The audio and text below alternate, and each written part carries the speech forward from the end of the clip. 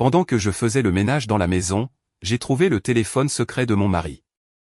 Il y avait 2000 messages et 10 ans de SMS échangés avec une autre femme. J'ai appelé mon avocat. Bonjour, chers auditeurs. C'est encore Diana. Je suis ravi que vous soyez là avec moi.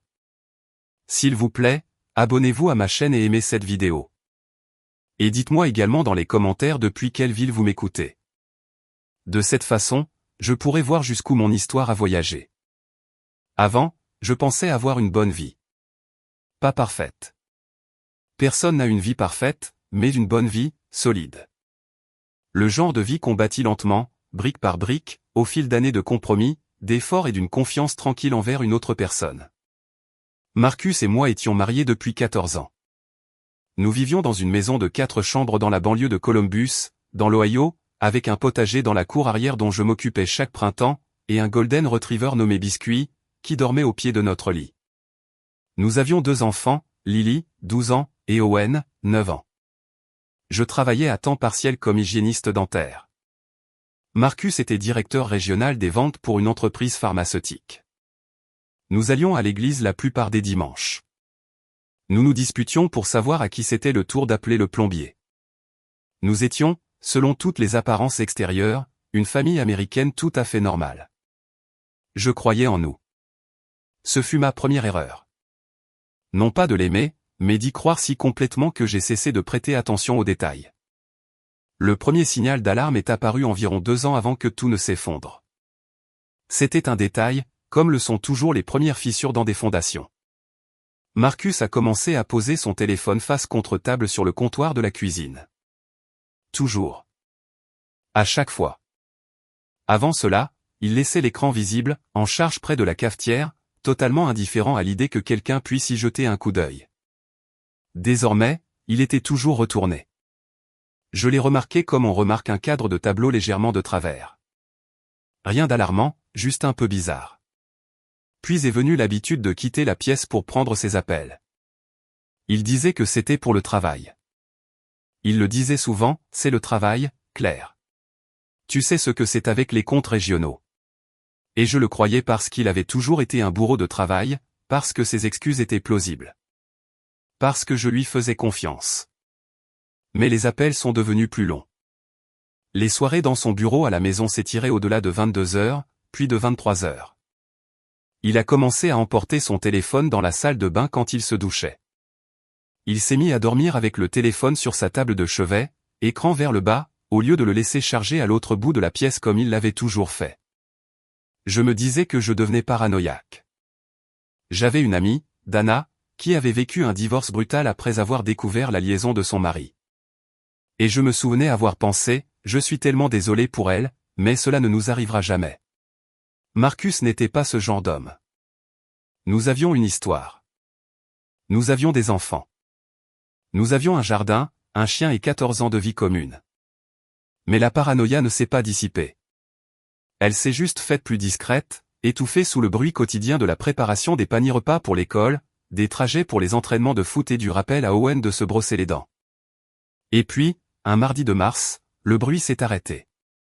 Je faisais le ménage dans la maison. C'était un grand nettoyage, le genre de ménage en profondeur que je fais tous les quelques mois, où je déplace les meubles pour passer l'aspirateur dans les recoins qui ne voient jamais la lumière du jour. J'ai déplacé la table de chevet de Marcus pour épousseter derrière. Et il était là, un téléphone. Pas son téléphone habituel, qui se trouvait dans la poche de sa veste en bas. Un second téléphone. Un Samsung prépayé bon marché, éteint et silencieux, coincé entre l'arrière de la table de chevet et le mur, maintenu en place presque délibérément par l'étroitesse de l'espace. Mes mains ont cessé de bouger. Je suis resté là, debout dans la chambre silencieuse, Biscuit dormant dans un rayon de soleil d'après-midi sur le tapis, avec le bruit lointain de la tondeuse d'un voisin à l'extérieur. Et j'ai tenu ce téléphone. Il n'était pas verrouillé. Cela m'a surprise. Peut-être était-il devenu négligent. Peut-être n'avait-il jamais imaginé que je déplacerais la table de chevet. Peut-être que, dans les méandres de son arrogance, il pensait tout simplement que je ne chercherais pas. Je l'ai ouvert. Il y avait 2000 messages. Je ne les ai pas comptés. J'ai vu le nombre s'afficher dans le fil de discussion. Une seule longue conversation qui remontait à 10 ans. 10 ans. Lily avait 2 ans il y a 10 ans. Owen n'était pas encore né. L'autre contact était simplement enregistré sous la lettre K. J'ai lu le premier message en haut de l'écran. Puis j'ai fait défiler jusqu'au bas de l'écran pour lire le plus ancien. Ensuite, je me suis assise sur le bord de notre lit, ce lit que nous partagions, ce lit où nos enfants grimpaient le samedi matin lorsqu'ils faisaient de mauvais rêves, et j'ai lu. Je ne me souviens pas combien de temps je suis restée assise là. La tondeuse dehors s'est arrêtée. Biscuit a bougé dans son sommeil. La lumière dans la pièce a changé à mesure que l'après-midi avançait. K était une femme nommée Kristen. Elle vivait à 40 minutes de là, dans une banlieue appelée Westerville. Elle et Marcus s'étaient rencontrés lors d'une conférence de vente en 2014. Ils avaient toute une vie dans ces messages. Des blagues complices, des disputes, des déclarations, des projets. Il l'appelait « sa moitié ». Il lui disait qu'elle le comprenait d'une manière que je ne pourrais jamais égaler. Il lui a répété plus d'une fois qu'il allait me quitter. Et puis, apparemment, il ne l'a jamais fait. J'ai remis le téléphone exactement là où je l'avais trouvé. J'ai repoussé la table de chevet contre le mur. Je suis descendu, j'ai rempli un verre d'eau à l'évier de la cuisine, et je l'ai bu lentement, en regardant par la fenêtre ce jardin que j'avais planté de mes propres mains. Ensuite, je suis allé chercher les enfants à l'école parce qu'il fallait bien aller les chercher, et que la vie ma vie, celle que je croyais avoir devait encore être jouée comme une pièce de théâtre pour un petit moment. Je n'ai pas dormi de la nuit. Je me suis allongé à côté de Marcus dans le noir. Il est venu se coucher à son heure habituelle, m'a embrassé sur la tempe comme il le faisait toujours, m'a dit « Bonne nuit, Claire », de cette même voix ordinaire qu'il utilisait depuis 14 ans. Et j'ai fixé le plafond en essayant de compter. J'ai compté les années, 14 ans de mariage, 10 ans de tromperie. J'ai compté les moments que je devais maintenant réassembler et réinterpréter. Chaque voyage d'affaires, chaque dîner tardif, chaque séminaire de week-end. J'ai compté le nombre de fois où j'avais été intime avec mon mari alors qu'il appartenait, d'une manière fondamentale, à une autre. J'ai compté l'argent, les comptes joints, la maison, mon salaire à temps partiel, les fonds d'études des enfants que nous avions constitués ensemble. J'ai compté tout ce que je risquais de perdre, puis j'ai compté ce que lui risquait de perdre, et j'ai réalisé que c'était là le calcul le plus important. À 4 heures du matin, je savais que je n'allais pas l'affronter. Pas encore. Pas sans préparation. C'était l'instinct le plus difficile à surmonter. Chaque cellule de mon corps voulait le réveiller, lui jeter le téléphone au visage, lui hurler dessus jusqu'à en perdre la voix. Je voulais qu'il voie que je savais. Je voulais la satisfaction de voir son visage se décomposer. Mais j'avais vu assez d'amis passer par un divorce d'Anna, mais aussi Becca, ma colocataire d'université, dont l'ex-mari avait dissimulé des actifs pendant des mois après qu'elle l'eût affronté pour savoir qu'une confrontation sans préparation était le meilleur moyen pour une femme de tout perdre. Si l'on s'y prenait trop tôt, l'autre partie avait l'opportunité de faire le premier pas. Ils déplaçaient l'argent. Ils peaufinaient leur version de l'histoire. Ils effaçaient les preuves. Je n'allais pas laisser Marcus agir en premier. J'ai attendu qu'il parte travailler le lendemain matin. J'ai attendu que Lily et Owen soient à l'école. Puis je me suis assise à la table de la cuisine avec une tasse de café qui a refroidissant que je la touche, et j'ai réfléchi attentivement à ce que je savais réellement. Je savais pour le téléphone. Je savais pour Kristen. Je savais pour ces 10 ans de messages que j'avais vus mais pas photographiés. Et c'était un problème. J'avais besoin de preuves tangibles. J'avais besoin de preuves que je pourrais présenter à un avocat sans que Marcus puisse les nier ou les minimiser. L'Ohio est un état de partage équitable des biens, je l'avais appris par la situation de Dana, mais l'adultère peut être pris en compte pour le partage des actifs et la pension alimentaire du conjoint. C'était une carte à jouer, pas un atout maître, mais une carte tout de même, et je devais bien la tenir. La deuxième chose dont j'étais sûr, c'était que je devais trouver un avocat avant de faire quoi que ce soit d'autre. J'avais rencontré une femme lors de la collecte de fonds de l'école de Lily l'automne précédent, Patricia Hines, une avocate spécialisée en droit de la famille, qui m'avait donné sa carte de visite après que nous ayons sympathisé devant la table des desserts, et elle m'avait parlé de son cabinet. J'avais gardé sa carte dans la petite coupelle en céramique sur ma commode, là où je pose les choses que je ne veux pas perdre. Je ne sais pas pourquoi je l'avais gardée. Peut-être qu'une part inconsciente de moi savait déjà que j'en aurais besoin un jour. J'ai retrouvé la carte. Je l'ai emportée sur la terrasse arrière, là où Marcus ne pourrait pas m'entendre s'il rentrait plus tôt que prévu. Je me suis assise sur la chaise de jardin, celle avec le coussin bleu délavé, et j'ai regardé mes carrés de potager où les premières pousses printanières commençaient tout juste à percer la terre. Puis j'ai composé le numéro. Patricia a répondu à la 3e sonnerie. Je lui ai dit que j'avais besoin d'une consultation et que c'était urgent. Ma voix était calme, assurée. Je ne m'attendais pas à ce qu'elle le soit autant. Elle m'a proposé un rendez-vous le lundi suivant, et j'ai dit que lundi conviendrait parfaitement. Après avoir raccroché, je suis resté assis sur cette terrasse pendant encore 10 minutes, à écouter un cardinal chanter quelque part dans l'orme près de la barrière. Le premier appel était passé. J'en ai ressenti le déclic, comme une porte qui se verrouillait derrière moi. Le plan, à mesure qu'il se dessinait, comportait 3 étapes. Premièrement, la documentation. Avant toute chose, je devais photographier ces messages. Cela signifiait accéder à nouveau au second téléphone pendant que Marcus n'était pas à la maison. Il avait un emploi du temps très prévisible, parti à 7h15, rarement de retour avant 18h30. J'avais le temps. Deuxièmement, la cartographie financière. Je devais comprendre précisément ce que nous possédions et où cela se trouvait. Marcus gérait la plupart de nos investissements.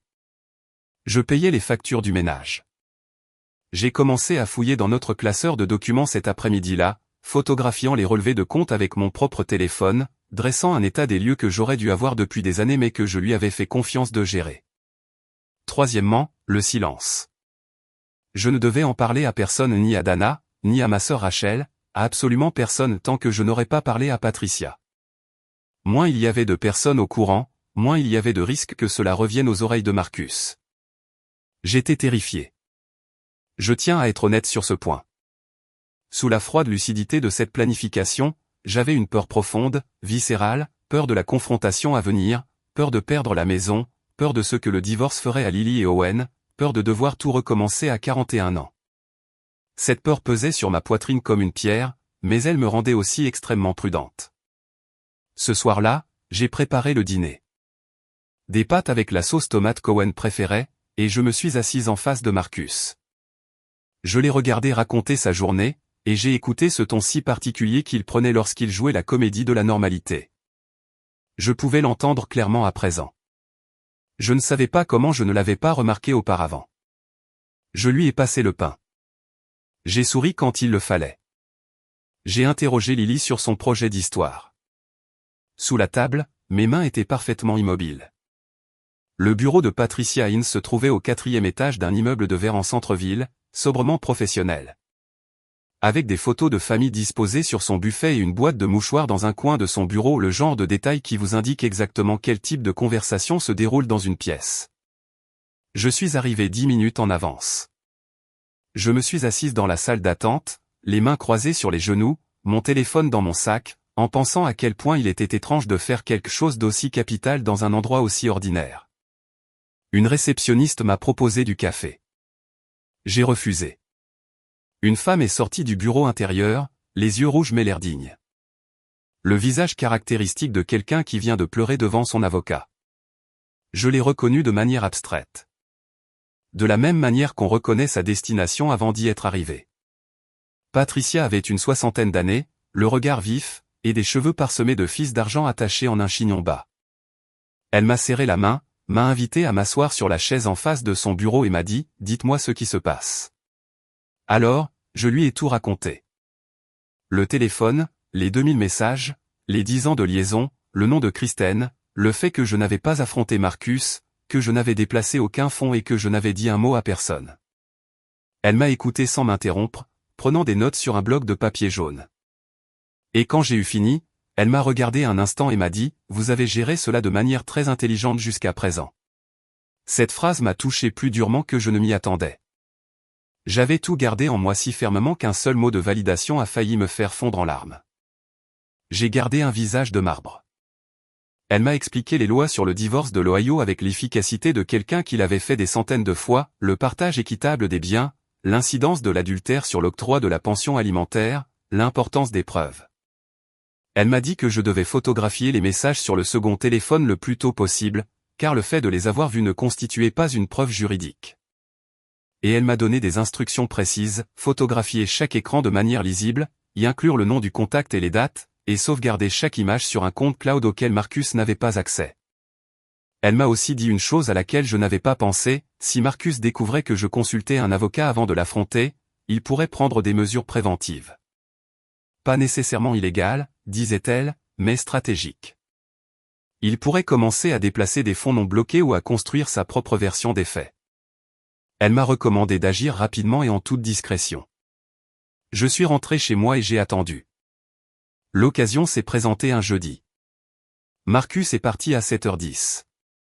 J'ai regardé sa voiture reculer dans l'allée depuis la fenêtre de la chambre, puis je suis allé directement vers la table de chevet. Le téléphone était toujours là. Mes mains étaient stables cette fois-ci, ou du moins plus stables. J'ai photographié chaque message du fil de discussion, travaillant méthodiquement du haut de l'écran vers le bas, vérifiant la lisibilité de chaque image avant de continuer. Cela m'a pris 47 minutes. À la fin, j'avais 312 photos sauvegardées sur un compte Google que j'avais créé 3 jours plus tôt sur l'ordinateur public de la bibliothèque, en utilisant une adresse email dont Marcus ignorait totalement l'existence. J'ai remis le téléphone en place. J'ai repoussé la table de chevet. Je suis descendu et je me suis lavé les mains à l'évier de la cuisine, bien que je n'ai rien touché qui nécessite un lavage. Puis, j'ai trouvé quelque chose que je ne cherchais pas.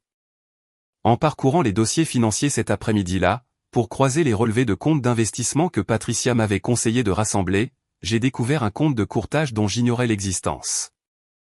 Il était au nom de Marcus seul, ouvert il y a 8 ans, avec un solde actuel d'un peu moins de 140 000 $. J'ai fixé ce chiffre pendant un long moment. Nous avions produit des déclarations de revenus conjointes chaque année. J'avais signé ces déclarations. Ce compte n'y était jamais apparu. J'ai photographié le relevé de compte. Je l'ai envoyé dans un second dossier sur le compte cloud. Puis j'ai appelé Patricia. C'est potentiellement très important, dit-elle. Pendant ce temps et je ne l'ai compris que plus tard, en rassemblant les morceaux à partir de remarques de Marcus et de ce que Kristen allait finir par révéler, ils avaient commencé à pressentir quelque chose. Ce n'était à cause de rien de ce que j'avais fait ouvertement. J'avais été très prudente. Mais Marcus me connaissait, et la version de moi qui s'activait dans la maison cette semaine-là, à cuisiner, conduire, répondre à ses questions et simuler notre mariage, était légèrement différente de celle dont il avait l'habitude. Plus silencieuse, plus réservée. Il m'a demandé à 2 reprises si je me sentais bien. J'ai répondu que j'étais fatigué. Il a semblé l'accepter, mais quelque chose dans son expression me disait que la réponse ne le satisfaisait pas complètement. S'il a vérifié le second téléphone, je l'ignore. S'il a dit à Kristen que quelque chose clochait, je l'ignore aussi. Pas encore. Mais je sais une chose, à l'instant même où j'ai téléchargé cette 312e photo, fermé le compte à la bibliothèque et repris la route sous le faible soleil printanier, quelque chose s'est débloqué en moi. Les preuves existaient. Elles étaient documentées, stockées et en parfaite sécurité, hors de sa portée. Il n'y avait plus de retour en arrière possible désormais. Et pour la première fois depuis que j'avais découvert ce téléphone entre la table de chevet et le mur, je ne voulais pas revenir en arrière. J'ai déposé la demande de divorce un mercredi d'avril. Les enfants étaient à l'école. Les tulipes que j'avais plantées le long de l'allée d'entrée l'automne précédent étaient en pleine floraison, rouges et jaunes, absurdement joyeuses pour l'occasion. Patricia avait préparé le dossier. Je l'ai relu, signé, et il a été déposé auprès du tribunal des requêtes communes du comté de Franklin.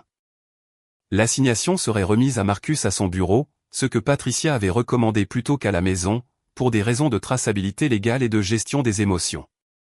J'étais au supermarché quand mon téléphone a sonné avec un numéro inconnu. Je me tenais au rayon des fruits et légumes, une botte de carottes à la main. J'ai laissé l'appel aller vers la messagerie. Le message vocal était de Marcus. Sa voix ne ressemblait à rien de ce que j'avais entendu de lui auparavant. Basse, tendue, dépouillée de toute sa mise en scène habituelle. Il disait, « Claire, rappelle-moi immédiatement. J'ai acheté les carottes. » Je suis rentré chez moi. Je suis resté assise dans la voiture garée dans notre allée pendant 5 minutes, en respirant profondément, puis je suis entré et j'ai appelé Patricia d'abord. Il a reçu l'assignation, dit-elle. N'aie aucune discussion de fond avec lui sans conseil. Tu peux simplement accuser réception, c'est tout. J'ai rappelé Marcus. Il a décroché avant même la fin de la première sonnerie.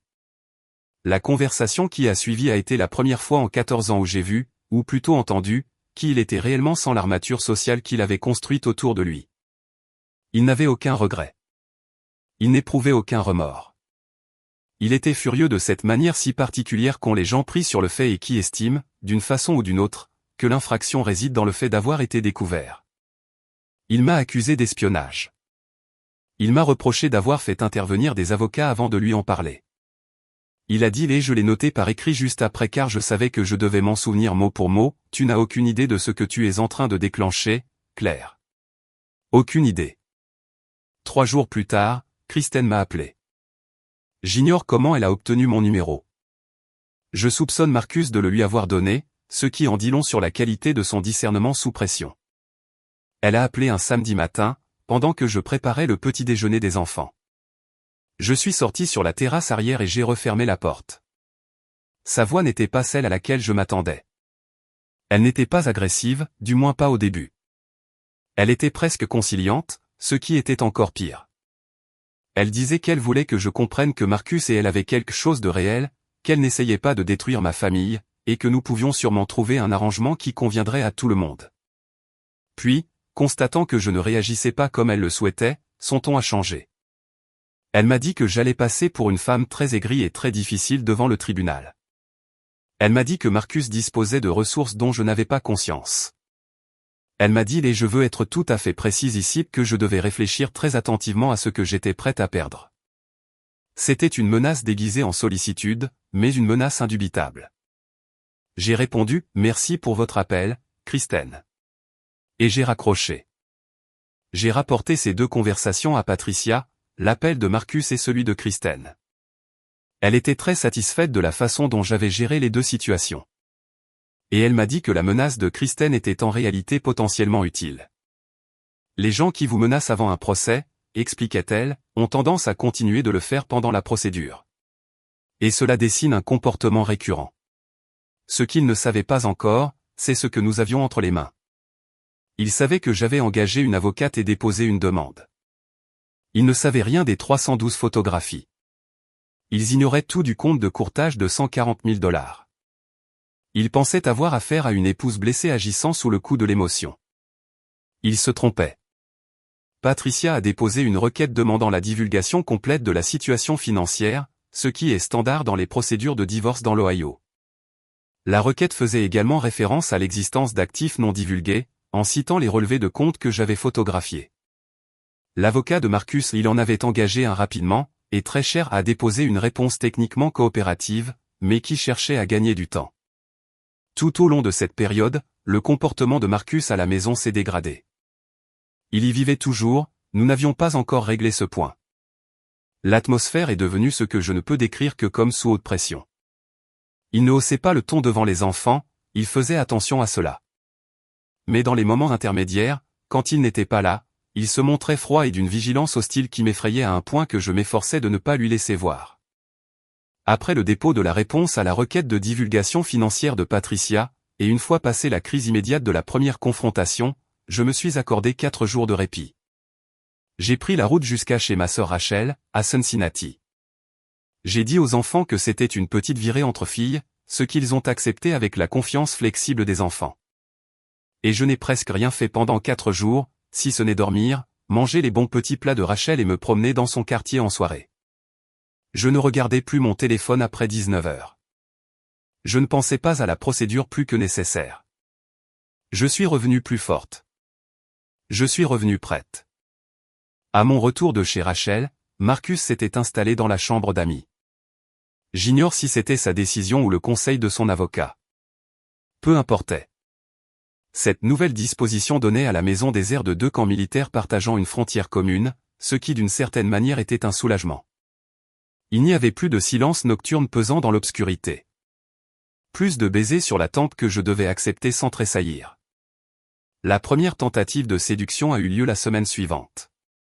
Je suis rentré de mon service du mardi après-midi au cabinet dentaire pour trouver Marcus dans la cuisine. Rien d'inhabituel, sauf qu'il avait préparé le dîner. Un vrai repas, des pâtes à la puttanesca, des bougies sur la table et une bouteille de ce pinot noir que nous avions l'habitude d'ouvrir pour nos anniversaires. Lily et Owen passaient la nuit chez ma mère, ce que je n'avais pas organisé. C'est lui qui s'en était occupé. Il portait la chemise bleue dont je lui avais dit, des années auparavant, qu'elle était ma préférée. Il m'a demandé de m'asseoir. Il a dit qu'il voulait parler pas d'avocat ni de tribunaux, juste discuter comme avant. Il a dit qu'il avait beaucoup réfléchi. Il a dit que je lui manquais. Et je dois lui accorder le fait qu'il jouait très bien, car sa voix s'est brisée pile au bon moment et son regard s'est adouci exactement comme il le fallait. Il a affirmé qu'il avait fait une terrible erreur et que Kristen ne représentait rien à côté de ce que nous avions construit ensemble. J'ai regardé les bougies. J'ai regardé le pinot noir. J'ai pensé aux 2000 messages et à l'expression « sa moitié ». J'ai pensé à Lily alors âgée de 2 ans, à Owen qui n'était pas encore né, et à ces 10 ans d'une vie parallèle qui s'était déroulée à côté de la mienne comme une ombre que je n'avais jamais eu le droit de voir. J'ai dit « Marcus, la demande de divorce est maintenue ». Il a gardé son air peiné encore un instant, puis a laissé tomber le masque. Ce qui l'a remplacé n'était pas de la colère, pas encore, mais une sorte de recalibrage, le regard de quelqu'un qui ajuste sa stratégie en temps réel. Il a dit « Tu commets une erreur ». Il l'a dit doucement, sans emportement, ce qui d'une certaine manière était plus troublant que s'il avait crié. Je suis monté à l'étage. Je me suis préparé un sandwich dans ma chambre, j'avais commencé à y stocker de la nourriture, ce qui en disait long sur ce que la maison était devenue et je l'ai mangé tout en lisant un roman que je n'assimilais pas vraiment. Et j'ai remarqué, assise là, que mes mains étaient totalement immobiles. Le sang-froid était venu d'un endroit que je n'attendais pas. Ce n'était pas du détachement. Je ressentais encore tout, la peine, la colère, et cette solitude si particulière de divorcer de quelqu'un avec qui l'on vit encore sous le même toit. Mais ce sentiment s'était transformé d'une chose qui paralyse en une force qui clarifie les idées. Chaque fois que Marcus tentait de m'atteindre et échouait, je demis plus certaine d'avoir pris la bonne décision. De son côté, Kristen a cessé de faire parler d'elle. Patricia m'a dit que c'était classique, que l'avocat de la partie adverse lui avait probablement conseillé de couper tout contact. Mais par le biais d'une connaissance commune, une femme nommée Janelle qui connaissait Kristen par l'association de quartier de Westerville, j'ai appris que Kristen s'attendait à ce que Marcus me quitte. Elle s'y attendait apparemment depuis des années. L'annonce de mon dépôt de plainte pour divorce l'avait apparemment stupéfaite. Elle avait cru, d'une certaine manière, que la démarche viendrait de lui, qu'il serait celui qui agirait enfin. Au lieu de cela, j'avais pris les devants, ce qui avait créé une fissure entre eux, une fissure que Janelle décrivait avec ce plaisir particulier de ceux qui rapportent des potins dramatiques de seconde main comme un événement majeur. J'ai gardé cette information de côté. Le soutien social, m'avait dit Patricia dès le début, était capital, mais devait être géré avec beaucoup de prudence. J'étais resté presque totalement silencieuse pendant 2 mois. Maintenant que la demande était déposée et que la procédure de divulgation financière était en cours, je me suis permis de me confier de manière sélective et prudente aux personnes en qui j'avais une confiance absolue. J'en ai parlé à Dana en premier. Elle est venue un vendredi soir avec une bouteille de vin et n'a presque rien dit pendant la première demi-heure. Elle a simplement écouté, ce qui est exactement ce qu'il faut faire et s'avère étonnamment rare. Elle était passée par là elle-même. Elle connaissait la texture bien particulière de cette épreuve. Elle m'a parlé d'une thérapeute qu'elle avait consultée pendant son divorce, une femme nommée Dr Sandra Shaw, et a pris rendez-vous pour moi elle-même, le genre d'attention que seule une véritable amie peut avoir. La consultation de la Dr Shaw s'est révélée être l'une des décisions les plus importantes de cette année-là. Non pas parce qu'elle m'apprenait des choses que j'ignorais, mais parce que le fait d'avoir une heure structurée chaque semaine pour tout exprimer à voix haute devant une professionnelle qui ne paniquait pas et ne me conseillait pas sous le coup de l'émotion m'offrait un véritable point d'ancrage. J'ai cessé de garder en moi ce qui avait besoin d'être extériorisé. J'ai cessé de passer des nuits blanches à faire des calculs. J'en ai également parlé à Rachel, qui a dit exactement ce qu'elle dit toujours, de quoi as-tu besoin, et, que puis-je faire, dans cet ordre-là. Elle a fait la route depuis Cincinnati le week-end suivant et a passé 2 jours à m'aider à réorganiser les dossiers financiers et à trier nos biens communs. Elle a un esprit pratique que j'aimerais parfois posséder, et je l'aime pour cela. À l'arrivée du mois de mai, j'avais une avocate, une thérapeute, une sœur et une meilleure amie. Marcus avait une stratégie et une petite amie qui étaient visiblement en train de reconsidérer sa position. Je savais parfaitement de quel côté du bilan je préférais me situer. C'est un samedi de début juin qu'ils sont venus ensemble. Je ne m'attendais pas à cela, à cette alliance physique. Je m'attendais à ce que Marcus tente une nouvelle fois de me manipuler en tête-à-tête, comme il le faisait par le biais des lettres soigneusement pesées de son avocat et des quelques scènes montées de toutes pièces à la maison. Je ne m'attendais pas à voir Kristen. Elle a sonné à la porte à 11 heures du matin. J'étais dans le jardin avec Biscuit, en train d'enlever les mauvaises herbes autour des tomates. J'ai entendu la sonnerie, j'ai contourné la maison et elle était là, sur le perron, plus petite que je ne l'avais imaginé, d'une fin de trentaine d'années, vêtue d'une robe d'été qu'elle avait choisie avec un certain soin. Et derrière elle, remontant l'allée menant à l'entrée, il y avait Marcus. Mon premier réflexe a été de refermer la porte. Je ne l'ai pas fait. Au lieu de cela, je suis resté dans le jardin, à moitié caché par le coin de la maison, et je les ai observés tous les deux un moment avant qu'ils ne m'aperçoivent. Ils chuchotaient entre eux, se mettant d'accord sur un dernier détail, et il y avait une intimité dans ce murmure, une décennie de complicité qui m'a frappé en plein estomac. Puis je me suis avancé, ils se sont tournés tous les deux vers moi et Marcus a dit, « Claire, nous voulons juste parler. » Nous. J'aurais dû les renvoyer. Patricia m'aurait dit de les renvoyer, mais quelque chose pas de la curiosité à proprement parler, plutôt le besoin de voir la forme de ce qu'ils étaient en train de manigancer m'a poussé à leur accorder 5 minutes sur le perron. Nous nous tenions sur le perron, moi d'un côté de la porte, eux de l'autre, et Marcus a pris la parole la majeure partie du temps tandis que Kristen se tenait légèrement derrière lui, sur sa gauche. Le ton de Marcus était celui que je lui connaissais après 14 ans à l'observer gérer des situations complexes, raisonnables, mesurées, avec juste ce qu'il faut de chaleur pour ressembler à de la sincérité. Il a déclaré que Kristen et moi avions toutes deux été blessés par les choix qu'il avait faits. Il assumait cela, disait-il entièrement, et espérait que nous pourrions trouver une issue qui protégerait les enfants et préserverait une certaine dignité pour chacun. Puis Kristen a pris la parole. Elle a dit qu'elle comprenait que ce soit difficile pour moi. Elle a dit qu'elle avait eu beaucoup de temps pour réfléchir, et qu'elle voulait que je sache qu'elle ne me voulait aucun mal. Elle a ajouté, choisissant ses mots avec la minutie de quelqu'un qui s'est entraîné, qu'elle pensait qu'un divorce conflictuel ferait aux enfants des blessures qui les poursuivraient pendant des années, et qu'en tant que mère, je devais sûrement le ressentir aussi.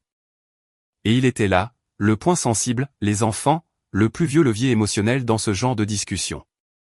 Elle n'avait pas tort de dire qu'un divorce conflictuel affecte les enfants. Elle n'avait pas tort. Mais elle utilisait cette vérité comme un outil, et je le savais, et elle le savait aussi. Et pendant un instant, nous sommes restés tous les trois sur ce perron avec cette vérité suspendue entre nous. J'ai dit, je suis entièrement d'accord sur le fait que le bien-être des enfants est la priorité. C'est pourquoi j'ai déjà mis en place un plan de garde et un suivi avec un psychologue pour enfants. J'ai vu son expression vaciller. Mon avocate s'occupe de tout ce qui concerne Lily et Owen.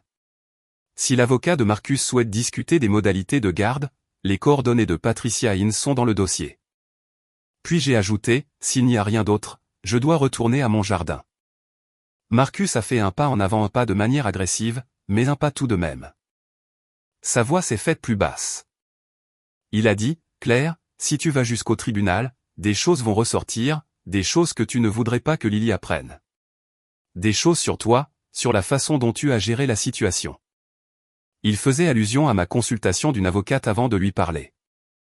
Il faisait allusion aux photos prises de son téléphone. Il sous-entendait que je m'étais mal comporté en me préparant à me défendre. Quelque chose a vibré en moi.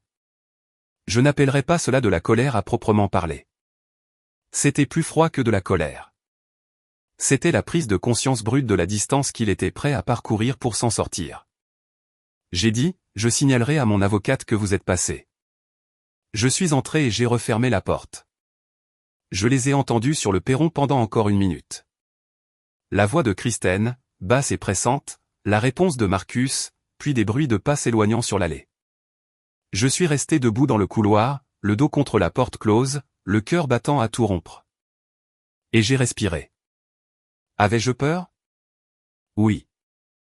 La peur était réelle, physique, mais elle était aussi et cela m'a surprise stimulante, car cette confrontation venait de m'apprendre une chose, il commençait à manquer d'options pacifiques. Ce qu'il venait de tenter avec l'argument des enfants sur le perron et cette sincérité méticuleusement répétée n'était pas le fait de gens qui étaient en position de force. C'était le geste de personnes qui espéraient que j'ignorais les cartes que j'avais en main. J'ai pris mon téléphone et j'ai appelé Patricia. Ils sont venus à la maison, ai-je dit, marquant une pause. Ensemble. Je l'ai entendu noter l'information. Bien, a-t-elle dit. C'est un élément très utile. La déposition sous serment a eu lieu un jeudi de fin juillet, dans une salle de conférence au 7e étage de l'immeuble de Patricia. Marcus est arrivé flanqué de son avocat, un homme nommé Clifford Brandt, grand, vêtu de vêtements de luxe, affichant l'assurance caractéristique de ceux qui ont gagné de nombreux procès en faisant sentir à la partie adverse qu'elle n'était pas à la hauteur. Kristen n'était pas présente pour cette déposition, mais elle avait été assignée à comparaître comme témoin pour le volet financier de l'affaire, un détail qui avait, d'après Patricia, provoqué une rupture notable dans la communication et la stratégie entre Marcus et son avocat les jours précédents. Je me suis assise en face de Marcus pour la première fois dans un cadre officiel, et je l'ai observé comme on observe un objet qu'on essaie de comprendre depuis longtemps. Il avait l'air fatigué, pas la fatigue ordinaire d'un homme d'affaires débordé, mais la fatigue de quelqu'un qui a porté à bout de bras un édifice complexe pendant des années et qui sent que celui-ci commence à se fissurer.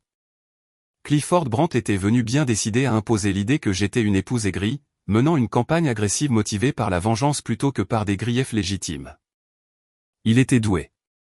Ces questions dans la première partie de la déposition visaient à me faire passer pour quelqu'un de vindicatif et d'impulsif. N'est-il pas vrai que vous avez accédé au téléphone personnel de votre mari à son insu? N'est-il pas vrai que vous avez consulté un avocat avant d'avoir la moindre conversation avec votre mari? J'ai répondu à chaque question de manière calme et complète. Oui, j'avais accédé à ce téléphone. Il se trouvait dans la chambre que nous partagions dans la maison familiale. Il n'était pas protégé par un mot de passe. Et en l'ouvrant, j'ai découvert les preuves d'une relation extra-conjugale de 10 ans.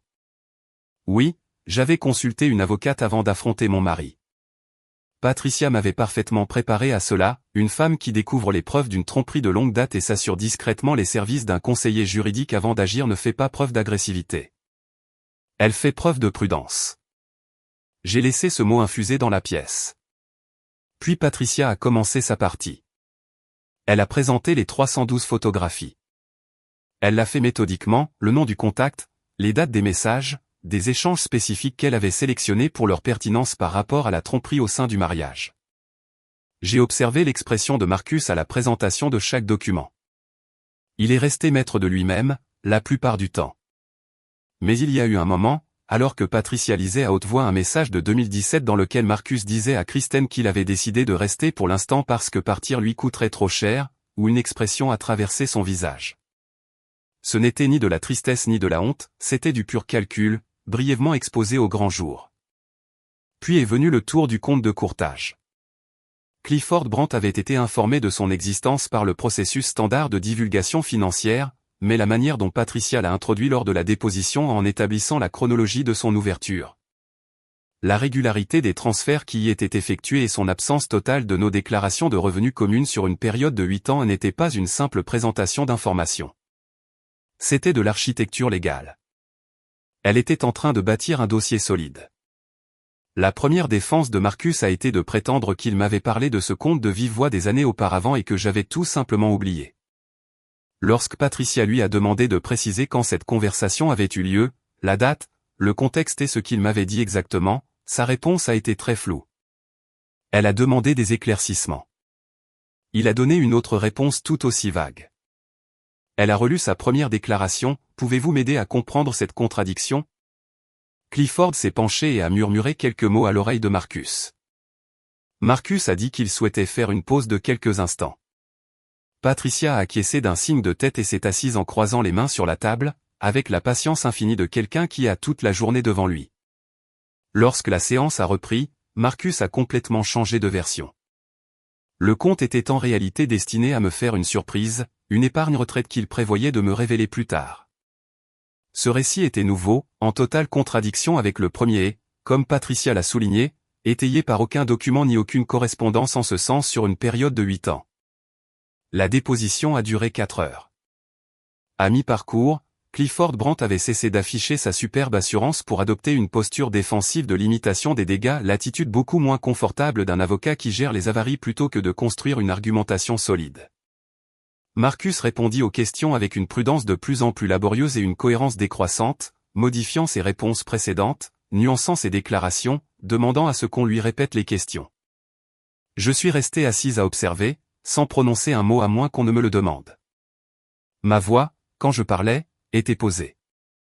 Mes mains étaient immobiles. À un moment donné, Clifford a demandé une courte pause.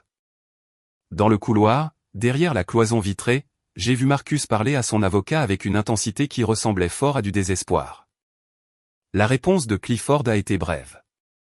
Son visage, lorsqu'il s'est retourné vers la porte de la salle, était celui d'un homme qui encaisse sa propre analyse de la situation. Ils sont revenus dans la salle. Patricia a présenté le dernier élément, le témoignage obtenu par citation à comparaître de Kristen elle-même, présenté sous la forme d'une déposition écrite réalisée la semaine précédente.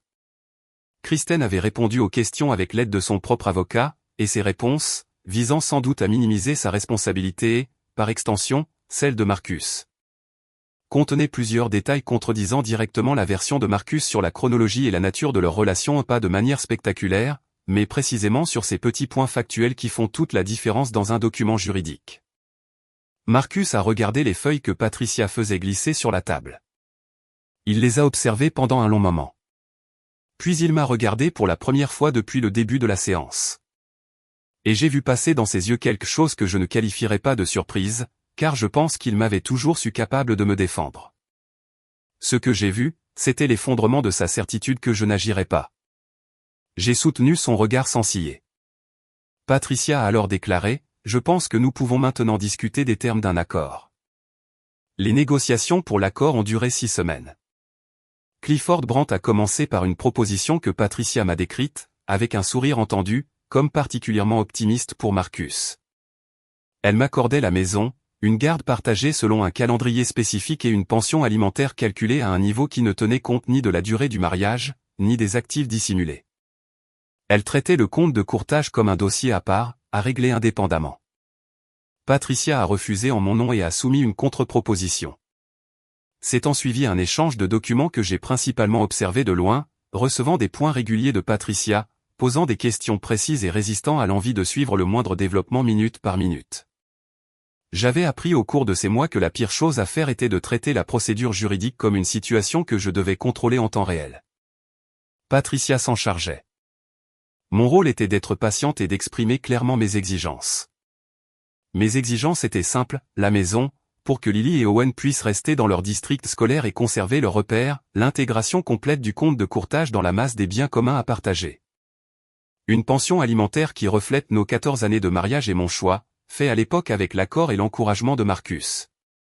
De travailler à temps partiel plutôt que de privilégier ma carrière, la garde physique principale des enfants avec un calendrier de visites structuré et acté pour Marcus, et enfin, une reconnaissance officielle non publique, mais inscrite dans l'accord de règlement stipulant que le mariage avait été marqué par un comportement de tromperie délibéré et continu.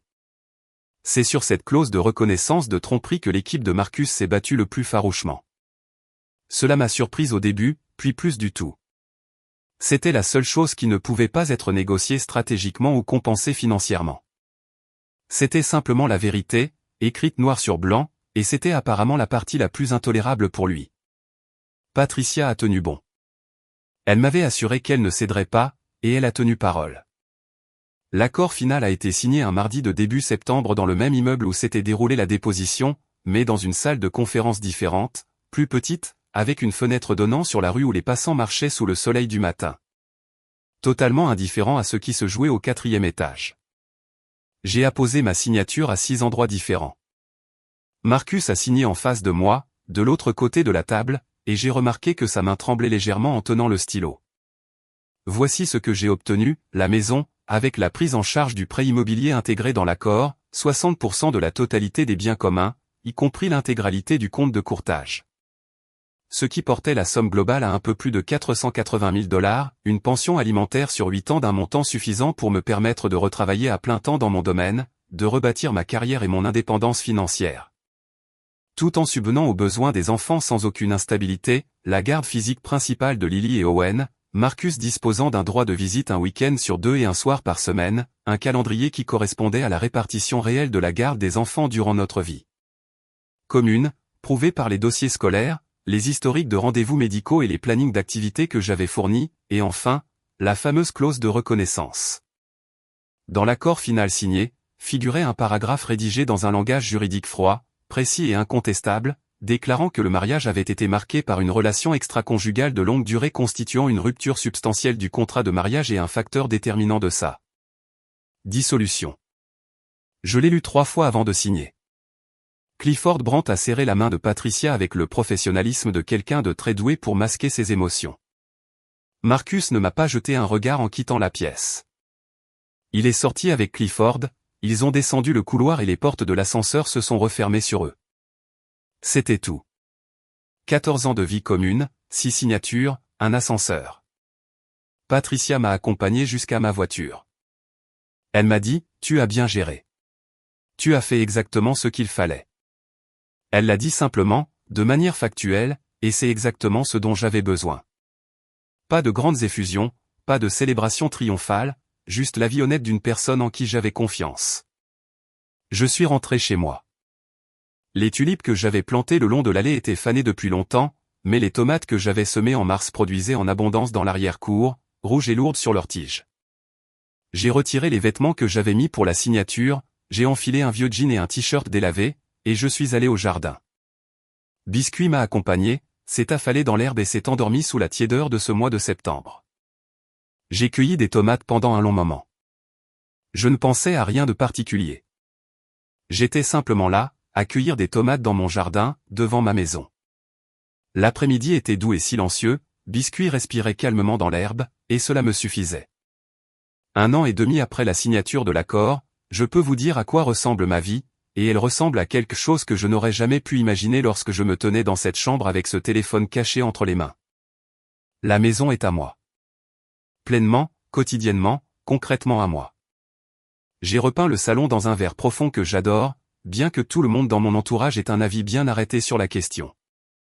J'ai agrandi le potager. Je me suis inscrite à un cours d'horticulture à l'université locale au printemps et j'ai découvert que j'avais visiblement un certain talent pour faire pousser les plantes. Je le savais déjà un peu, mais c'est agréable de se le faire confirmer par une personne diplômée. Lily a commencé à m'aider dans le jardin le week-end, et c'est le genre de moment que je veux garder en mémoire en vieillissant. Owen joue au football de manière obsessionnelle, comme le font les garçons de 9 ans, et je suis devenu le genre de maman qui connaît chaque joueur de l'équipe adverse par son numéro de maillot dès le 3e quart-temps. J'ai assisté à 41 matchs de football d'Owen depuis le divorce. Marcus a assisté à 11 matchs. Ce chiffre n'est pas une accusation. C'est simplement un fait. J'ai repris le travail à plein temps en janvier. Le cabinet dentaire m'a proposé un poste à plein temps lorsque ma situation a changé, ce dont je leur serai toujours reconnaissante. J'ai commencé à traiter des cas plus complexes. J'envisage d'obtenir une certification supplémentaire en thérapie dentaire, ce qui élargirait mon champ d'action professionnel et augmenterait de manière substantielle le plafond de mes revenus. La docteure Sandra Chaud dit que j'utilise cette transition de manière positive. Je crois qu'elle a raison. Dana et moi dînons ensemble tous les vendredis soirs, une fois chez elle, une fois chez moi. Rachel et son mari sont venus pour Thanksgiving et nous avons préparé un immense repas réunissant nos 2 familles, ce fut l'un des plus beaux jours que j'ai vécu depuis des années. Je me sens moins seul aujourd'hui que lorsque j'étais marié, une phrase que je n'aurais jamais cru pouvoir écrire avant toute cette histoire. J'ai eu 3 rendez-vous amoureux. Aucun n'a mené à quoi que ce soit de sérieux, mais aucun n'a été un désastre non plus, ce qui me semble être un progrès tout à fait raisonnable pour quelqu'un qui n'avait pas eu de rendez-vous galant depuis le début des années 2000. Je ne suis pas pressé. Ce que je possède aujourd'hui a été bâti par moi, pour moi et mes enfants, et je ne ressens aucune urgence à réorganiser ma vie pour le confort de quelqu'un d'autre. Marcus et Kristen se sont installés ensemble au printemps suivant. Je l'ai appris par Lily, qui me l'a annoncé sur ce ton neutre propre aux enfants de 12 ans qui énoncent un fait sans savoir encore ce qu'ils doivent en penser. J'ai dit, merci de me l'avoir dit. Et je lui ai demandé comment elle se sentait. Elle a répondu, bizarre, ce qui m'a semblé tout à fait juste et compréhensible. Cette cohabitation, d'ailleurs, ne s'est pas passée sans heurts. Ce que Kristen s'était imaginé ces années de messages enflammés, cette idée d'être, sa moitié, ses déclarations passionnées s'est avérée bien éloignée de la réalité quotidienne d'une vie commune avec Marcus, dépouillée de la tension romantique du secret. Janelle, ma source d'informations indirectes, m'a appris qu'à l'automne de cette année-là, leur relation était devenue compliquée. Marcus, n'ayant plus à partager ses efforts affectifs et logistiques entre une épouse et une maîtresse, les avait entièrement reportés sur Kristen, qui avait visiblement trouvé cette attention exclusive d'une qualité bien différente de ce qu'elle avait espéré. Je n'ai pas éprouvé de satisfaction à cette annonce. J'ai plutôt ressenti une forme de clarté, la prise de conscience que ce qui ressemblait de l'extérieur à une passion dévorante n'était, vu de l'intérieur, que le comportement ordinaire d'un homme ordinaire. Ce qui me procurait une satisfaction sincère et sans amertume, c'était ceci: je n'avais pas eu tort de me faire confiance. Je n'avais pas eu tort d'avoir peur et d'agir malgré tout. Je n'avais pas eu tort d'agir en toute discrétion, de documenter méticuleusement la situation et de rejeter chaque tentative visant à me dépouiller de mes droits. Chaque décision prise au cours de ces mois, l'ordinateur de la bibliothèque, les 312 photographies, l'appel à Patricia, les tomates au jardin, mon calme de marbre pendant que Marcus préparait le dîner, allumait des bougies et portait sa chemise bleue, s'était révélée être la bonne. La vie professionnelle de Marcus a été grandement perturbée par la procédure. Le compte de courtage dissimulé, une fois consigné dans le dossier d'accord, a été examiné par le département de conformité de son entreprise, qui appliquait des règles strictes concernant les avoirs non déclarés pour les employés occupant certaines fonctions financières. J'ignore les détails de ce qui s'est ensuivi. Je n'ai pas besoin de les connaître. Ce que je sais, c'est qu'il a accepté un autre poste, moins important, dans une autre ville l'année suivante. Lily et Owen l'ont vu moins souvent. Il a appelé de manière plus régulière pendant un temps, puis de moins en moins. Il envoyait des cartes d'anniversaire. Il faisait ce qu'il pouvait, ou ce qu'il était prêt à faire.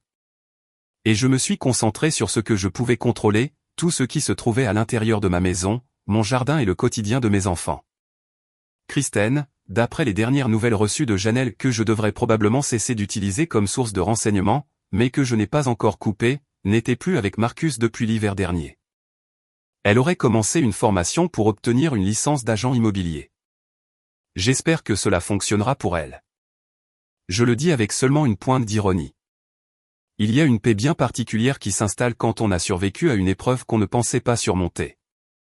Ce n'est pas bruyant. Cela ne s'affiche pas. C'est un peu comme la lumière dans le jardin au début du mois de septembre, chaleureuse, tranquille, déjà consciente de l'approche de l'automne, mais nullement perturbée par elle. Je m'assois sous cette lumière les matins de week-end, avec mon café, mon chien et tout ce que Lily choisit de me confier sur sa semaine. Et je me dis que cette vie simple, construite, soignée avec amour a toujours été ce que je désirais au fond de moi. Il m'a simplement fallu perdre la version que je croyais posséder pour trouver celle qui était véritablement la mienne. Si cette histoire m'a appris une chose, c'est que le silence et la préparation n'ont rien à voir avec de la faiblesse. J'aurais pu hurler de colère la nuit où j'ai trouvé ce téléphone. J'aurais pu affronter Marcus ce soir-là, sous le coup de l'émotion et sans aucune préparation, lui offrant ainsi tous les avantages. Au lieu de cela, j'ai choisi le silence. J'ai choisi la prudence. J'ai pris une avocate. Les femmes que j'ai rencontrées depuis et qui traversent des épreuves similaires, et nous sommes bien plus nombreuses qu'on ne le croit, me demandent souvent quelle a été ma décision la plus importante. C'était toujours la même, agir par lucidité, et non sous le coup de la douleur. Sachez ce que vous possédez. Documentez-le. Protégez-le. Faites confiance aux personnes qui le méritent, et n'accordez pas un seul millimètre de crédit à celles qui vous ont déjà montré qui elles étaient réellement. Et vous qui regardez ou m'écoutez en ce moment, qu'auriez-vous fait? Le téléphone est entre vos mains. Les messages sont sous vos yeux. Est-ce que vous l'affrontez immédiatement? Ou bien est-ce que vous le refermez, le remettez à sa place, et passez un coup de téléphone très discret? Si cette histoire a résonné en vous, laissez un commentaire. J'aimerais beaucoup savoir ce que vous pensez qu'elle aurait dû faire et ce que vous feriez à sa place. Et si vous souhaitez d'autres récits comme celui-ci, parlant de choix réels, de conséquences bien réelles et de ce à quoi ressemble une reconstruction, abonnez-vous. Nous serons là. Merci d'avoir écouté cette histoire jusqu'au bout.